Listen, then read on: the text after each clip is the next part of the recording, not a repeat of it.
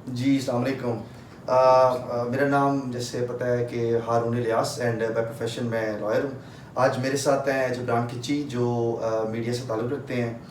आज जबरान साहब, ये सारा जो इशू बना वज़ीर-ए-आज़म को no vote of no confidence जो है, उसमें उनको 174 जो वोट्स हैं अपोजिशन पार्टी ने पूरी एक सिस्टमैटिक किस्म की माल फंक्शनिंग करके और मतलब बाइंग करके और सारे मामलात करके उन्होंने अपने नंबर्स पूरे किए। और बैकअप पे मुझे पता लगा कि जो 20-22 बंदे जो हैं उन्होंने बैकअप पे रखे थे कि अगर उन्हें ज़रूरत पड़ेगी तो वो उनको यूज़ भी कर सकते हैं। लेकिन उन्होंने बड़ा अच्छा, मैं समझता हूँ, वो कार्ड यूज़ किया है कि उनको नाअहल से बचाना, क्योंकि ये एक इशू बन जाना था 63A वाला, वो इशू बन जाना था। तो आप इसको कैसे देख रहे हैं आज ये सारी सिचुएशन को? यार देखिए, सूरत हाल राना साहब बड़ी जो है ना दिलचस्प रही है जब से ये मामला शुरू हुआ है अदम एतमाद वाला। सारी सिचुएशन के अंदर जो हमें चीज़ देखने को मिली वो थी एक एक्साइटमेंट, और सबसे ज़्यादा चीज़ जो है आखिरी मिनट तक जो खबरें आई हैं, जो ट्वीट्स मैं देखता रहा हूँ, ट्विटर पे मैं पूरा दिन बड़ा एक्टिव रहा हूँ, चीज़ें देखता रहा हूँ, कि जो इमरान खान साहब का कॉन्फिडेंस था ना, वो मैं सबसे ज़्यादा जो है ना, मैं अगर अप्रिशिएट अगर इमरान खान को आज के दिन में करूँगा तो वो उनके कॉन्फिडेंस को करूँगा। मतलब कि उसको टेंशन ही नहीं, कोई परेशानी नहीं कि वहाँ पे उसके खिलाफ अदम एतमाद के मामला चल रहे हैं और वो भाई साहब शौकत खान के फंड रेजिंग के अंदर पहुंचे हुए हैं। ये क्या नॉन सीरियस एटीट्यूड नहीं है? ये देखिए, जहाँ तक मुझे लगता है ना कि वो सबसे पहले एक्सपेक्ट ही नहीं कर रहा था इमरान खान कि ये सारे मामलात वाकई हो जाएंगे, कि मेरे खिलाफ अदम एतमाद भी आ जाएगी। चलो अदम एतमाद आ गई, वो कामयाब भी हो जाएगी। उसके पीछे क्या रीज़न थे, क्या मामला थे, वो सारे जानते हैं, क्या चीज़ें चल रही थी बैक एंड के ऊपर, उनके इत्तेहादी कैसे छोड़ के सारे मामला। मैं इस पूरे सिनेरियो के अंदर समझता हूँ कि सबसे बड़ी जो इमरान खान की सबसे बड़ी गलती थी, ये अदम एतमाद तक मामला पहुँचते ही ना हालात वैसे क्रिएट नहीं हो सकते थे। इमरान खान की सबसे बड़ी गलती जो मुझे लगता है वो ये है कि सबसे बड़ी गलती उस्मान बुज़दार थी। उसको वो साइड पे लगाने के लिए तैयार नहीं थे। उसकी वजह से अलीम खान ग्रुप नाराज हुआ, उसकी वजह से और लोग आज़ाद हुए और उन लोगों को मौका मिला कि वो इमरान खान के साथ इख्तलाफात पैदा करके जा सकें। अभी आप सेंटर का देख रहे हैं, आज सेंटर के मामला हुए हैं, अब आप 2-4 दिन बाद देखेंगे पंजाब के मामला भी निबड़ाएंगे और उसके बाद ये होगा कि पिटीशंस हो गई हैं पंजाब में। हमजा ने लाहौर हाई कोर्ट में, मैं कल उधर ही था, हाई कोर्ट ही था जिस टाइम ये पिटीशन फाइल की है उन्होंने स्पीकर के खिलाफ भी कि ये अपनी पावर्स को एक्सेसिव यूज़ कर रहा है ना। अच्छा, इसमें मैं एक चीज़ और ऐड करना चाहूँगा। इस सारे सिचुएशन के अंदर मैं एक और चीज़ देख रहा हूँ। अगर हम पॉलिटिकली कुछ चीज़ों को एनालिसिस करें ना, अगर न्यूट्रल होके और बिल्कुल एक कॉमन लेमैन की हैसियत से, तो मैं इस चीज़ को देखता हूँ कि आपको भी याद होगा, मैं अक्सर एक बात करता हूँ, पावर लीड्स टू करप्शन, और ये एक बड़ी फितरी सी बात है। Same is the case Imran Khan, जो अपनी इक़्तिदार में आने से पहले जो उनका स्टांस था और इक़्तिदार में आने के बाद उन्होंने क्या किया और उसके बाद लास्ट टेन्योर के अंदर वो सब कुछ क्या होता रहा। अच्छा, इसमें 2-3 चीज़ें हैं कि स्पेशली मुख्तलिफ पॉलिटिकल पार्टीज़ हैं, जैसे आपकी पीपल्स पार्टी, वो सूरत हाल ये है कि वो अपने जो वर्कर्स हैं पॉलिटिकल, जो उनके MNAs MPAs हैं, उनके साथ सिटिंग्स भी रखते हैं, उनसे डिस्कशंस भी करते हैं, और उसके अलावा उनके जितने इश्यूज़ होते हैं उनको भी वो रिड्रेसल कर रहे होते हैं। यहाँ पे मतलब मैं समझता हूँ कि यहाँ पे जो एक बहुत बड़ा फैक्टर था कि जैसे ही इमरान खान साहब इक़्तिदार में आए, हम सब ने, इवन हमने वोट करके उनको इलेक्ट करवाया और सारे मामलात किए, और क्योंकि हमारी एक्सपेक्टेशंस जो थी वो मतलब we were looking for change. अब वो हमें नहीं पता था वो चेंज जो है वो 3.5 साल की एफर्ट के बाद भी नहीं आ सका। उसके अलावा अगर देखा जाए तो हम सब चेंज को थोड़ा सा एक्सप्लेन करें। आप किस तरह की चेंज चाह रहे थे, किस तरह का आपके जहन के अंदर था कि चेंज सिनेरियो क्या होगा, वो क्या चेंज था आपके जहन में? असल में मैं थोड़ा सा बताता हूँ कि मैं प्रोफेशनल लाइफ के अंदर ना तकरीबन 2011 से आ चुका हूँ। मैंने डिफरेंट पुलिस स्टेशंस, मुख्तलिफ डिपार्टमेंट्स के अंदर वर्किंग की, मुख्तलिफ असाइनमेंट्स के लिए मुख्तलिफ गवर्नमेंट के सेक्टर्स में जाता रहा। पहले अगर जो मैं पुराने टेन्योर में मैं देखता हूँ ना, 2011, 12, 13, 14 में अगर हमारा इंटरेक्शन किसी गवर्नमेंट ऑफिशियल से होता था ना, तो उस सूरत हाल के अंदर they never ask for bribe, ठीक है। अगर वो ब्राइब मांगते भी थे, रिश्वत मांगते थे, तो वो क्या होता था कि उस सूरत हाल के अंदर बड़ा एक डिफरेंट आता था कि वो डरते भी थे, वो लेते हुए उनको एक अकाउंटेबिलिटी का भी डर था, वो सारे मामलात का उनको डर भी था। अच्छा, उसके बाद जब मैंने इस टन्योर में, ये खान साहब का टन्योर जब शुरू हुआ, तो मैं जाहिर है मैं तो एक प्रैक्टिकल लॉयर हूँ, तो मैंने जब उस चीज़ों को देखा कि अब पुलिस या मतलब I don't want to name anyone, बहुत सारे आपके गवर्नमेंट के डिपार्टमेंट्स जिनसे हमें इंटरेक्ट करने का मौका मिला और हम इंटरेक्ट करते रहे, उसमें ये हुआ कि वो इस चीज़ को अब स्पीडी मनी का नाम देते थे और वो इतना ओपन मांगते थे आपसे कि जनाब आपका ये काम करवाना है, आपने ये काम हो जाएगा, सो व्हाट, ये वो सर्विस चार्जेस आ गए, वो सर्विस चार्जेस के नाम पे डाल दिया, वो स्पीडी मनी डाल दी। इवन दो हम अपने क्लाइंट्स को बताते थे कि जनाब आपका ये काम जो है ना ये स्टक ऑफ हो गया, जस्ट बिकॉज ऑफ के जी वो जो नेक्स्ट पर्सन है वो अब स्पीडी मनी डिमांड कर रहा है। अच्छा, वो हमें कहते थे किस चीज़ की स्पीडी मनी, वो गवर्नमेंट ऑफिशियल है, he is duty bound to perform his duty. तो अब बहुत सारे ऐसे मैटर हुए कि हमें कोर्ट में जाके रिट भी करनी पड़ गई, बिकॉज जो आपका कॉन्स्टिट्यूशन आपको रिट का राइट देता है कि अगर कोई बंदा अपनी सर्विसेज को as per requirement, as per his duty, if he is not performing that duty, so आप कोर्ट में आ सकते हैं और आप उसके खिलाफ रिट भी कर सकते हैं कि जनाब, और कोर्ट उसको ऑर्डर करेगी जनाब do that activity which you are legally bound to do that. अच्छा, ये चीज़ें आ गई। खैर, ये तो बहुत ज़्यादा सीरियस बातें हो गई। अब हम आते हैं कि इस सारे प्रोसेस के अंदर जो हम एक डिफरेंस देखते हैं वो ये देखते हैं कि जितनी पॉलिटिकल पार्टीज़ के जो मैनिफेस्टोज थे वो प्रैक्टिकली एक दूसरे से काउंटर कर रहे थे। एक ही जगह पे अगर एक पार्टी खड़ी है और दूसरी पार्टी है, मतलब एक जगह से शायद चारों पार्टियां खड़ी हैं, और जब उन्होंने इलेक्शन कंटेस्ट किया तो सब एक दूसरे के खिलाफ थे। बट जिस टाइम यहाँ पे ये वाला सिचुएशन शुरू होती है, क्योंकि ये अगर हम देखते हैं शायद तकरीबन मेरा ख्याल है 1.5 साल हो गए सारे पीडीएम बनी, फिर टूट गई, फिर पीपल्स पार्टी चली गई, वापस आ गई, मतलब सारे एक सिनेरियो के अंदर साल सवा साल तकरीबन ये टाइम, हाँ तकरीबन इतना टाइम फ्रेम आया।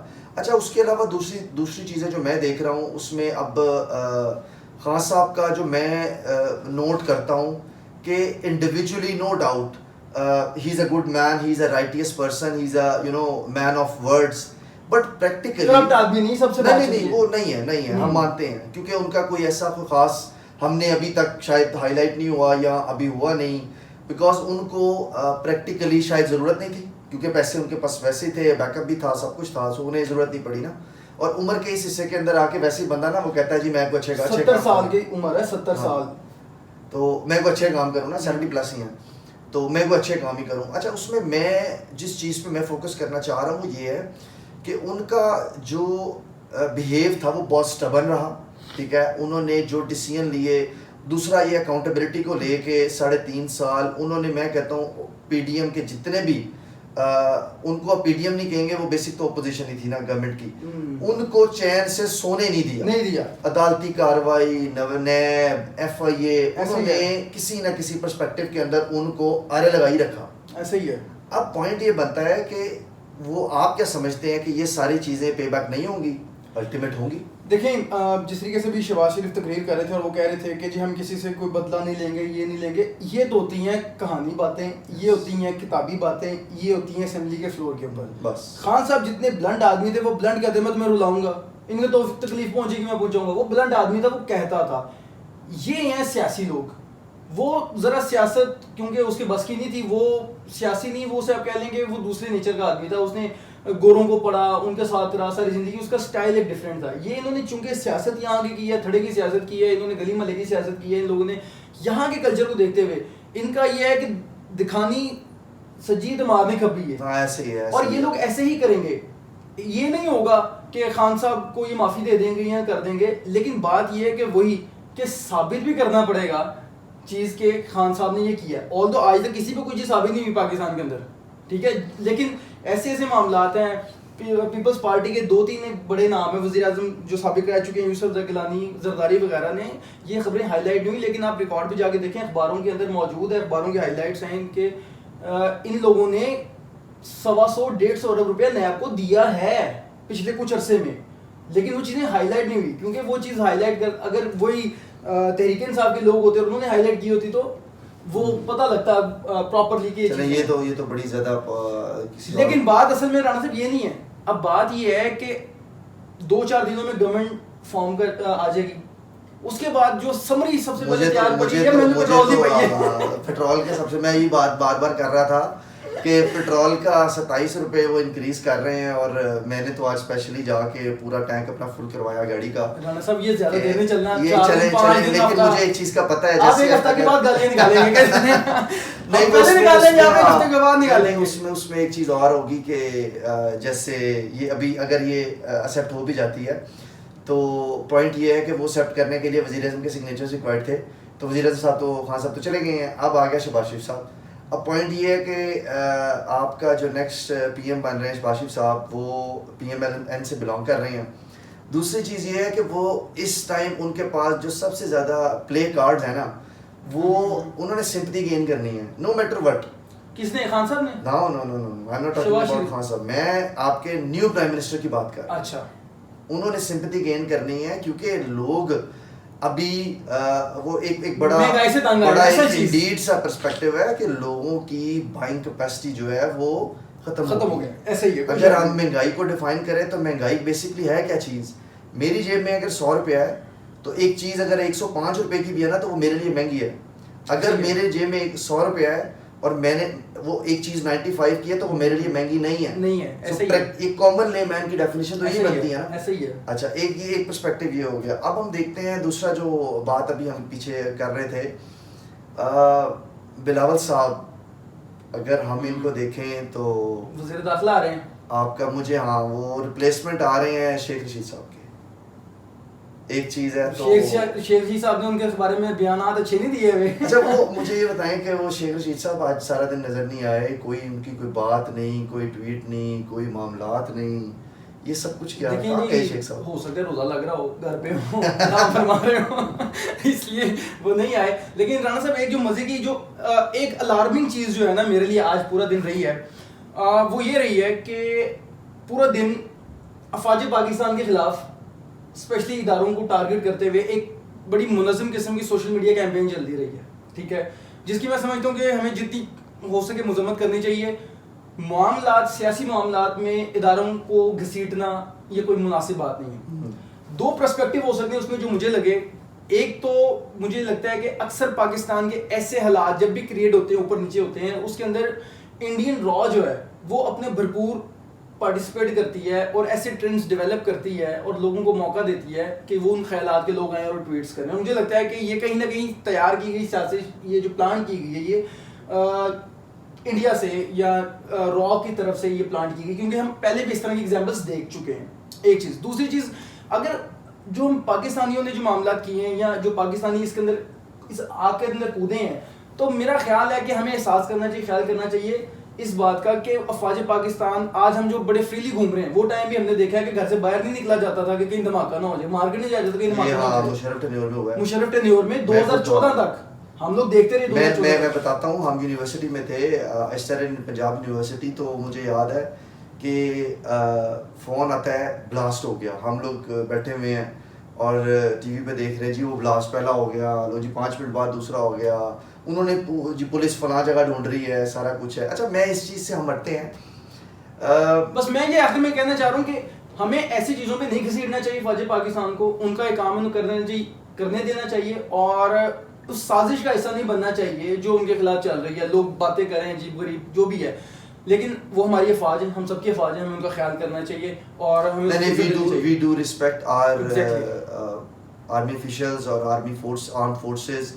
अच्छा, उसमें एक और चीज़ है कि शायद मैं एक और चीज़ जो देखता हूँ वो ये है कि ऐसे जब भी हालात वाक़यात बने हैं ना, तो जो एक जनरल पब्लिक है ना, वो हमेशा आर्म फोर्सेस की तरफ देखती है।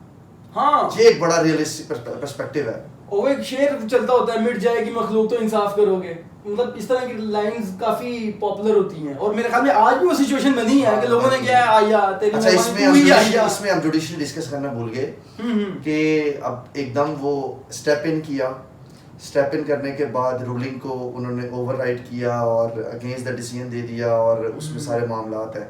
इसमें अब बड़ी देखें, मतलब हम जुडिशरी के ख़िलाफ़ कोई बात ना कर सकते हैं, ना हम इस कैपेबल हैं और ना हमें बीइंग लॉ स्टूडेंट हमें मोरल एथिक्स हैं कि हम अपनी जुडिशरी के ख़िलाफ़ कोई बात कर सकें। बट हम एक जनरल पर्सपेक्टिव में एक आम इंसान क्या सोचता है उस बारे में देखते हैं कि लोगों को तो यही मालूम था और कि जी आपकी जो मजलिस शूरा, आपकी जो नेशनल असम्बली है, उसके अंदर अगर किसी किस्म की कोई रूलिंग आ जाती है, वो किसी भी टाइम पे वो क्लेम नहीं हो सकती, वो चैलेंज नहीं हो सकती, वो ओवर रूल नहीं हो सकती।